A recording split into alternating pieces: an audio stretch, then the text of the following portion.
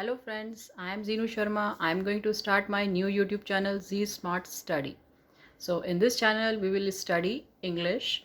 Now as we know that the English language plays a very important role for the students in education.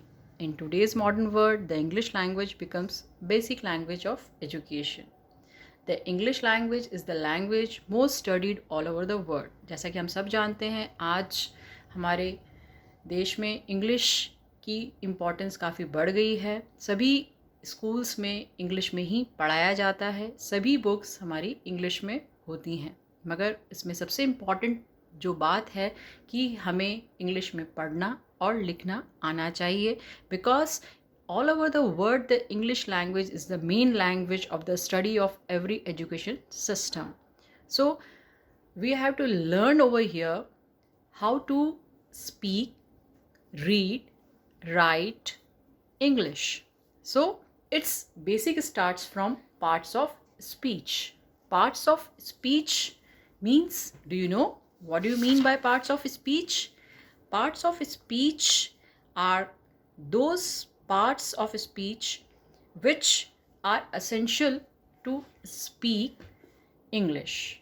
Okay, as you know that there are 8 type of parts of speech.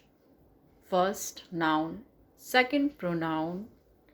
Third, verb. Fourth, adverb. Fifth, adjective.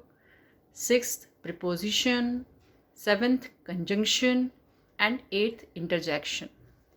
सो मैं आपको ज़्यादा bore नहीं करना चाहती, but ये आपको definitely assure करवाना चाहती हूँ कि अगर आपका इन पार्ट्स ऑफ स्पीच पर काफ़ी अच्छा कमांड होगा then English is very easy for you. आपको किसी के भी सामने इंग्लिश में बोलने में या फिर इंग्लिश में राइट करने में कोई प्रॉब्लम नहीं होगा.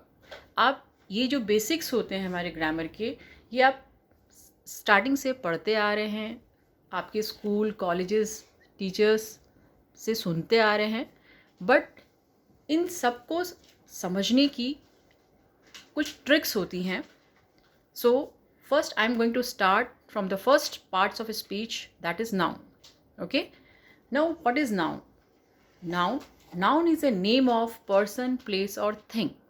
हम किसी भी चीज़ को पहचानने के लिए उसका कुछ नेम देते हैं. जैसे हम खुद एक पर्सन हैं और भी अदर ह्यूमन यहाँ पर पर्सन हैं, मगर कैसे हम एक दूसरे से उनको डिफ्रेंशिएट करें?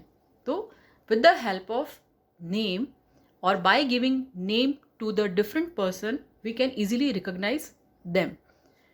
सो you can see in the example a person whose name is Raj. So Raj is the identity of that person. Similarly, if we are at some place, then how can we tell the location of that place? So by giving name to that location we can easily identify that place. तो उस place को भी हमने कुछ name दिया. जैसे हम कहाँ हैं? हम राजस्थान में हैं, हम मध्य प्रदेश में हैं, हम दिल्ली में हैं. तो हम किसी भी प्लेस को उसके नेम से आइडेंटिफाई करवाकर इजीली अंडरस्टैंड कर सकते हैं. Similarly when we move on to the things, अब बहुत सारी वस्तुएं होती हैं, मगर उन वस्तुओं को पहचानने के लिए उनको कुछ नाम दिया जाता है. तो अब पेन है, हम अगर ये बोलें एक ऐसी चीज़ है जिससे हम लिख सकते हैं, तो वो पेन भी हो सकता है, पेंसिल भी हो सकती है, मार्कर्स भी हो सकते हैं, स्केचेस भी हो सकते हैं. तो ये जो पेंसिल, पेन, मार्कर, स्केचेस, ये हमने उनको लिखने के लिए डिफरेंट नेम्स दिए हैं. So these are all noun. So we give different names to the person, we give different names to the places, we give different name to the things to identify them easily. So noun की help से आप किसी भी चीज़ को easily identify कर सकते हैं.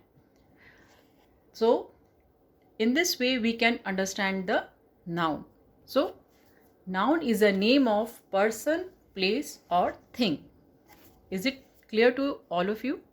I hope definitely it is clear to all of you. Thank you everyone.